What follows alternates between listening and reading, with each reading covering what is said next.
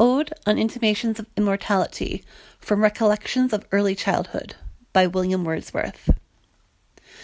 There was a time when meadow, grove, and stream, the earth, and every common sight to me did seem apparelled in celestial light, the glory and the freshness of a dream. It is not now as it hath been of yore. Turn where'erso I may, by night or day, the things which I have seen I now can see no more. The rainbow comes and goes, and lovely is the rose. The moon doth with delight look round her when the heavens are bare. Waters on a starry night are beautiful and fair. The sunshine is a glorious birth. But yet I know, where'er I go, that there hath passed away a glory from the earth. Now, while the birds thus sing a joyous song, and while the young lambs bound as to the tabor's sound, to me alone there came a thought of grief. A timely utterance gave that thought relief, and I again am strong. The cataracts blow their trumpets from the steep. No more shall grief of mine the season wrong. I hear the echoes through the mountains throng. The wind comes to me from the fields of sleep, and all the earth is gay. Land and sea give themselves up to jollity, and with the heart of May doth every beast keep holiday. Thou child of joy, shout round me, let me hear thy shouts, thou happy shepherd boy. Ye blessed creatures, I have heard the call ye make to each other.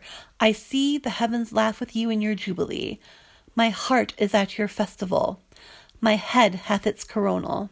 The fullness of your bliss I feel it all. O evil day, if I were sullen while earth herself is adorning this sweet May morning, and the children are culling on every side in 1,000 valleys far and wide fresh flowers, while the sun shines warm, and the babe leaps up on his mother's arm. I hear, with joy I hear. But there's a tree, of many, one, a single field which I have looked upon. Both of them speak of something that is gone. The pansy at my feet doth the same tale repeat. Whithers is fled the visionary gleam? Where is it now, the glory and the dream? Our birth is but a sleep and a forgetting. The soul that rises with us, our life's star, hath had elsewhere its setting and cometh from afar. Not in entire forgetfulness, and not in utter nakedness, but trailing clouds of glory do we come from God, who is our home. Heaven lies about us in our infancy. Shades of the prison house begin to close upon the growing boy. But he beholds the light, and whence it flows, he sees it in his joy. The youth, who daily farther from the east must travel, is still nature's priest, and by the vision splendid is on his way attended. At length, the man perceives it die away, and fade into the light of common day. Earth fills her lap with pleasures of her own. Yearnings she hath in her own natural kind, and even with something of a mother's mind, and no unworthy aim. The homely nurse doth all she can, to make her foster child, her inmate, man, forget the glories he hath known, and that imperial palace whence he came. Behold the child among his newborn blisses, a 6 years' darling of a pygmy size. See where mid-work of his own hand he lies, fretted by sallies of his mother's kisses, with light upon him from his father's eyes.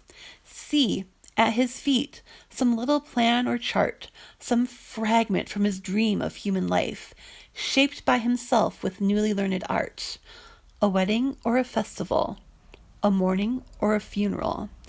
And this hath now his heart, and unto this he frames his song. Then will he fit his tongue to dialogue of business, love, or strife.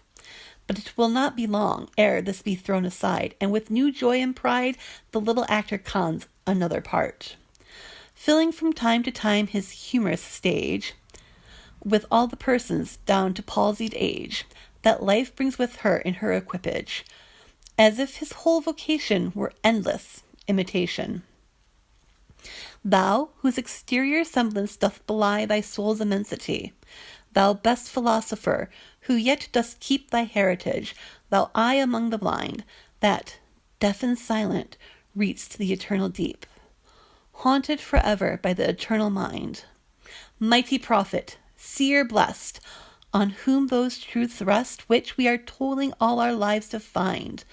In darkness lost, the darkness of the grave, thou, over whom thy immortality broods like the day, a master over a slave, a presence which is not to be put by, to whom the grave is but a lonely bed without the sense of sight of day or the warm light, a place of thoughts where we in waiting lie, thou little child, yet glorious in the might of heaven-born freedom on thy being's height.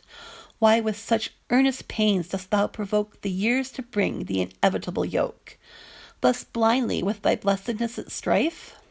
Full soon thy soul shall have her earthly freight, and custom lie upon thee with a weight heavy as frost, and deep almost as life. O joy! That in our embers is something that doth live, that nature yet remembers what was so fugitive. The thought of our past years in me doth breed perpetual benediction, not indeed for that which is most worthy to be blessed, delight and liberty, the simple creed of childhood, whether busy or at rest, with new-fledged hope still fluttering in his breast. Not for these I raise the song of thanks and praise, but for those obstinate questionings of sense and outward things, fallings from us, vanishings, blank misgivings of a creature moving about in worlds not realized, high instincts before which our mortal nature did tremble like a guilty thing surprised, before those first affections, those shadowy recollections, which, be they what they may, are yet the fountain light of all our day, are yet a master light of all our seeing. Uphold us, cherish, and have power to make our noisy years seem moments in the being of the eternal silence, truths that wake, to perish never, which neither listlessness, nor mad endeavor, nor man nor boy, nor all that is at enmity with joy, can utterly abolish or destroy. Hence, in a season of calm weather, though inland far we be, our souls have sight of that immortal sea which brought us hither, can in a moment travel thither, and see the children sport upon the shore, and hear the mighty waters rolling evermore. Then sing, ye birds, sing, sing a joyous song, and let the young lambs bound as to the tabor's sound. We in thought will join your throng, ye that pipe and ye that play, ye that through your hearts today feel the gladness of the May. What though the radiance which was once so bright be now forever taken from my sight, though nothing can bring back the hour of splendor in the grass, of glory in the flower, we will grieve not, rather find strength in what remains behind, in the primal sympathy which having been must ever be, in the soothing thoughts that spring out of human suffering, in the faith that looks through death, in years that bring the philosophic mind. And oh, ye fountains, meadows, hills, and groves, forebode not any severing of our loves, yet in my heart of hearts I feel your might. I only have relinquished one delight, to live beneath your more habitual sway.